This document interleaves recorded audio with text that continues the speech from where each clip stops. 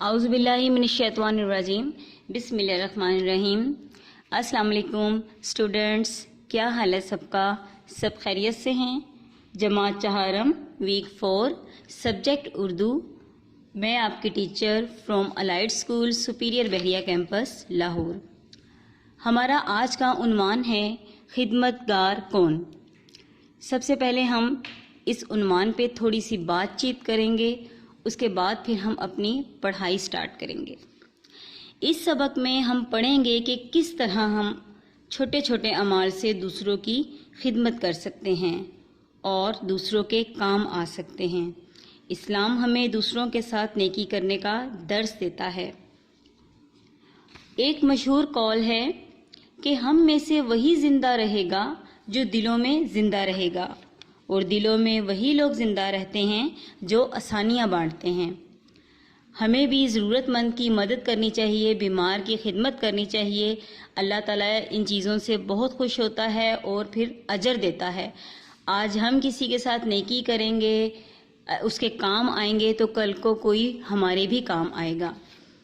اب ہم اس کی پڑھائی سٹارٹ کرتے ہیں۔ خاص الفاظ ہیں: خدا ترس، عصا، نابینا، بلا ناغہ، پیمند۔ یہ آپ نے کاپی پر لکھنے ہیں اور یاد کرنا ہے۔ مدینہ منورہ میں ایک نابینا بڑھیا رہتی تھی۔ وہ بے سہارا تھی، غربت کے باعث وہ پیوند لگے کپڑے پہنتی تھی۔ اس کے گھر کی حالت بہت خراب تھی۔ گھر میں ہر طرف کوڑا کرکٹ دکھائی دیتا تھا۔ گھر میں جگہ جگہ جالے لٹکتے تھے۔ اس کے گھر میں کوئی نہیں تھا جو اس کی مدد کرتا۔ بڑھیا اپنی حالت پر بہت روتی، لیکن کوئی اس کی مدد کے لیے نہ آتا۔ اس پیرے میں ہمیں یہ بتایا گیا ہے کہ ایک بوڑھی عورت تھی۔ نابینا کا مطلب اندھی، کہ وہ اندھی تھی، وہ بہت غریب تھی، جوڑ لگے ہوئے کپڑے پہنتی تھی۔ گھر میں اس کے ساتھ کوئی نہیں تھا جو اس کا ہاتھ بٹاتا۔ وہ چاہ کے بھی اپنے گھر کی صفائی نہیں کر سکتی تھی اور بہت روتی تھی۔ ایک دن ایک نیک شخص کا وہاں سے گزر ہوا۔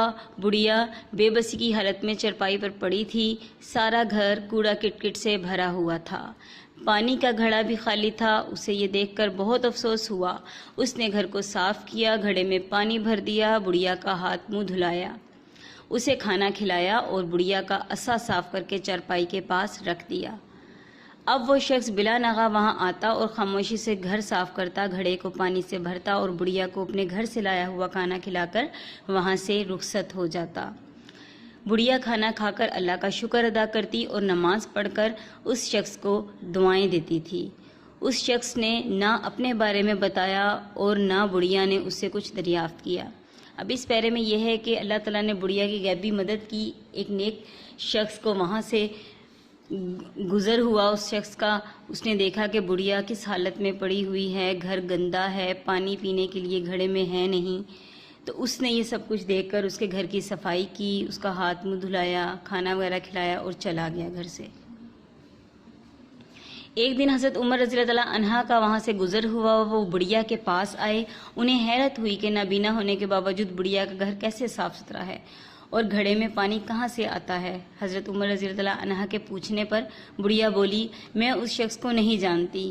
وہ اندھیرے میں آتا ہے، گھر میں جھاڑو دیتا ہے، گھڑے میں پانی بھرتا ہے اور گھر سے لائی ہوئی روٹی مجھے کھلاتا ہے۔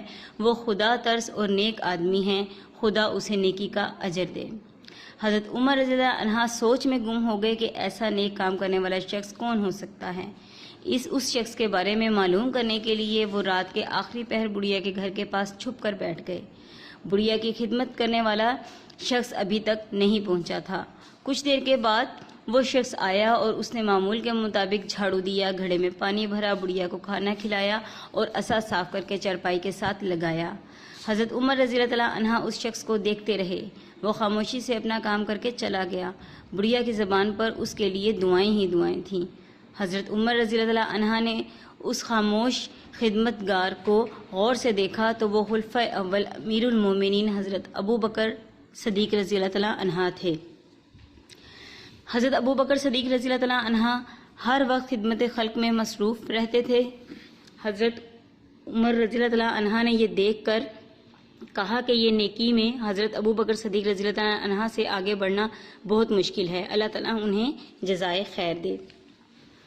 تو ہماری یہ پڑھائی کمپلیٹ ہو گئی ہے. اب ہم اپنی مشق کی طرف آتے ہیں. الفاظ معنی ہیں: خدا ترس، رحم دلی، عصا، لاٹھی، نابینا، اندھا، بلا ناقہ، روزانہ، پیوند، جوڑ. سوال نمبر 1 ہے ہمارا، سین یا سواد کی مدد سے الفاظ مکمل کریں. ہم نے یہاں پر دیکھنا ہے کہ کدھر سواد یوز ہوگا اور کدھر سین. سب سے پہلے سواد ہے، سواد دال چھوٹی دی کاف صدیق، کاف سین میم تیمت قسمت، بے بڑی بے سین چھوٹی سی بے بسی، عین سواد الف سا اسا، الف فے سین واؤ سین افسوس. سوال نمبر 2، الفاظ کے درست معنی کے گرد دائرہ لگائیں. بڑھیا پیوند لگے کپڑے پہنتی تھی. نیچے 3 لفظ لکھے ہوئے ہیں، گوٹا کناری موتی جوڑ. اس میں پیوند کا معنی ہے جوڑ. وہ شخص بلا ناغہ بڑھیا کے گھر آتا تھا. بلا ناغہ کا معنی ہے ہر روز. بڑھیا نابینا تھی پھر بھی اس کا گھر صاف تھا. نابینا کا معنی اندھی. وہ خدا ترس اور نیک آدمی ہے. خدا ترس رحم دل. اس شخص نے عصا صاف کر کے چارپائی کے ساتھ رکھ دیا. عصا کا مطلب لاٹھی. سوال نمبر 3، الفاظ کے جملے بنائیں. الفاظ جملے: خدا ترس لوگوں کو اللہ تعالیٰ پسند کرتا ہے. عصا، اکثر بوڑھے لوگ عصا کے سہارے چلتے تھے. نابینا لوگوں کو سڑک پار کرانا اچھی عادت ہے. بلا ناغہ، علی بلا ناغہ اسکول جاتا ہے. پیوند، بڑھیا پیوند لگے کپڑے پہنتی تھی. بے سہارا، ہمیں بے سہارا لوگوں کی مدد کرنی چاہیے.